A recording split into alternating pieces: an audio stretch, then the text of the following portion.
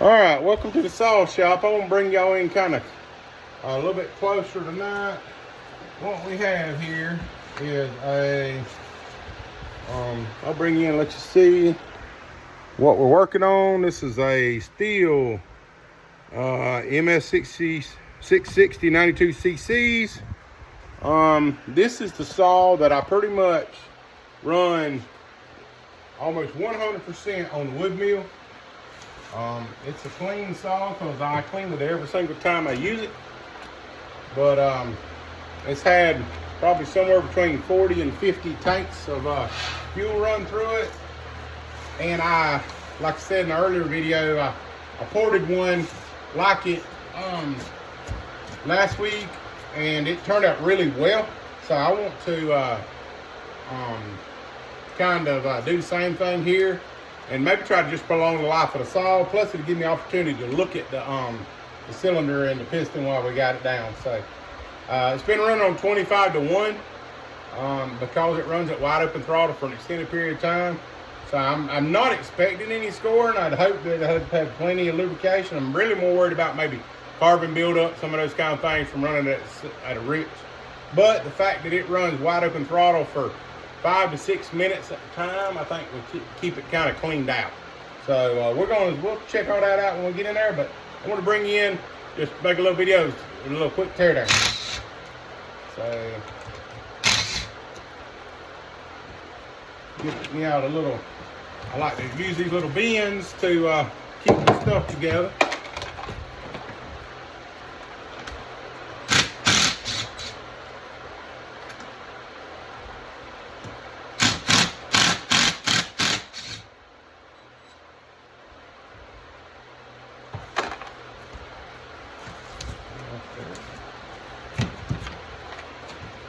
Lay that to the side.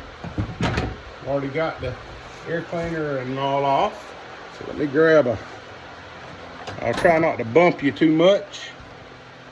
Let me grab a socket to get off this plate here.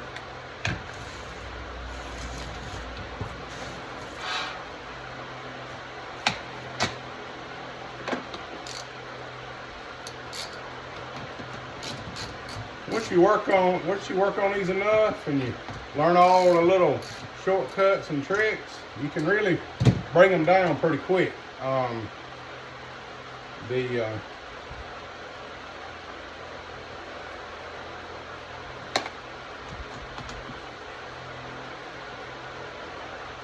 I first got into working on saws, I learned pretty much everything I know from self-taught, and watched a whole lot of videos and things back in the day, and that kind of got me to where I'm at now. And now, you know, you get real comfortable with something that you do on a repetitive basis.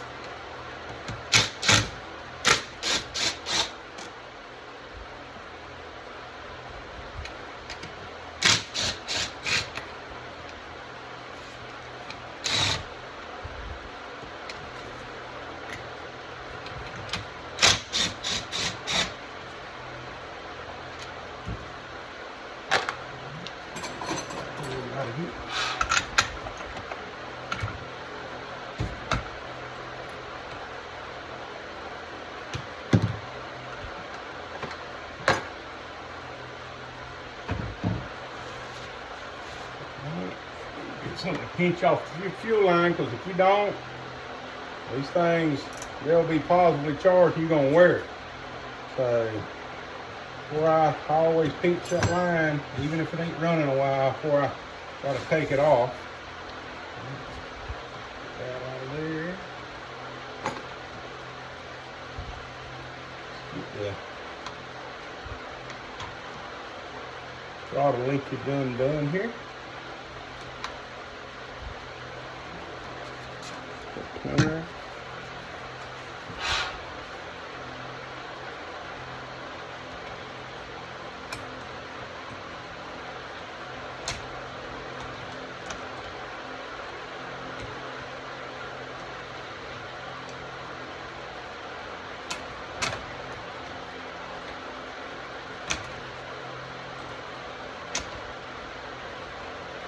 don't want to cooperate with me, but it's going to in just a second.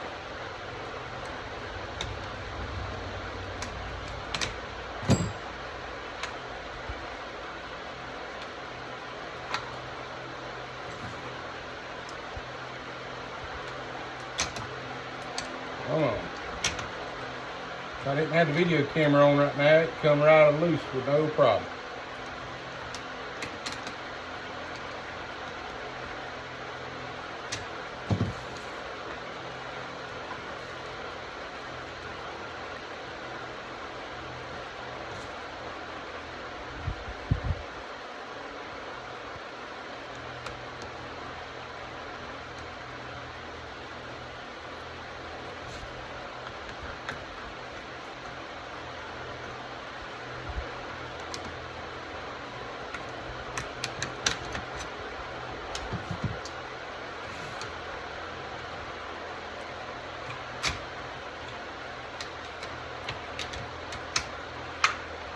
That inside. I wanted to be a little aggravating, but it come out of there. Get off these rings.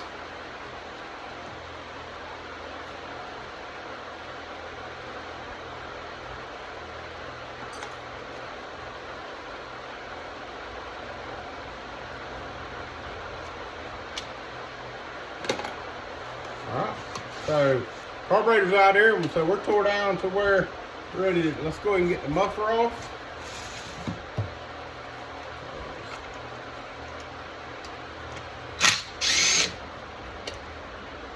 I'm going to be sending off this cover to get we're going to get a pipe put in it.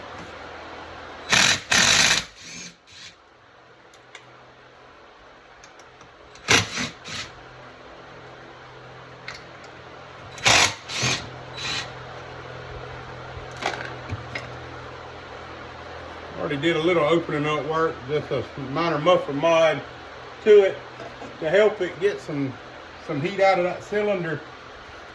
Because when you're on a wood mill and you're running it for an extended period of time like that, you know, you're trying to come up with all the ways you can to free it up. So I'll show you what I've already done to it previously. So this thing got a baffle in it, so you can open this baffle up and take the baffle out. But what I done is I put holes in the side of the baffle and right here in the front. I opened a big old hole up in the front so the air could just pass straight on through. A lot of times if you take this baffle out, you'll lose the integrity of the back right here and you wind up getting exhaust leak if you're not careful. So I normally try to not remove that baffle. I just try to cut some big old holes in it so the air can get on out there and get into the actual case. Then I come in here with a unibit and I'd actually open this up with a unibit. And then also this case already had a split in it right here from, you know, starting. So I went ahead and opened that up too. But we're going to come in here on the front right here and probably put a 3/4 pipe right up in here in the front somewhere. Angle it right at the exhaust port so it'll really get opened up. And I will probably come in here and do a little more work to this baffle to get it breathing even a little bit better. So that's that. Let's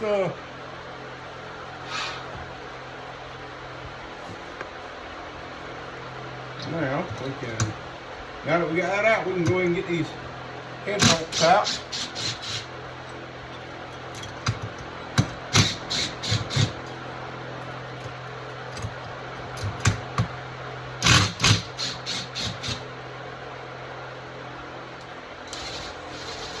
You know what, actually, before I do that, I'm going to leave them in there because I'm going to, this thing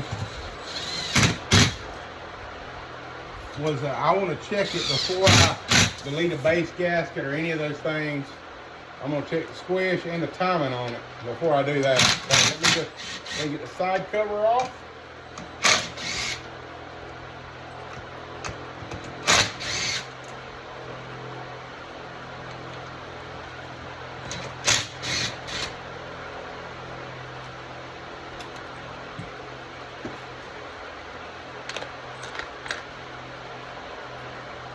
And you know, actually, I remembered right after I got this saw, I've already deleted this base gasket on this saw. So, but I still want to check everything. I don't have to take it apart. I can go straight and put the timing wheel right on it. Let me get this. I got a this is the pulley for this is a 660, 460. The 4, 6, and the 8 series have these Stihls have the threaded pulley or flywheel on the inside, so I can. What am I doing? I got to take the nut off first. So you can you don't have to hit it with a hammer or nothing like that. You just screw it off with a wrench, which makes it a little bit easier.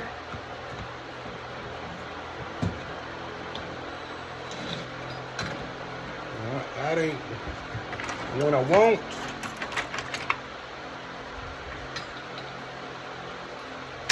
Let me find the socket I need.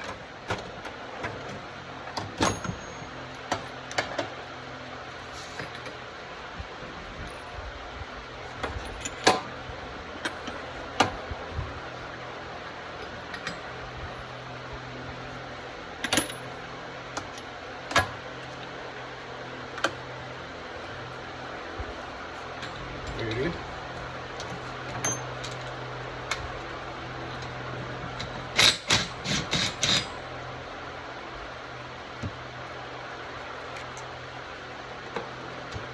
Now, this will go right in here.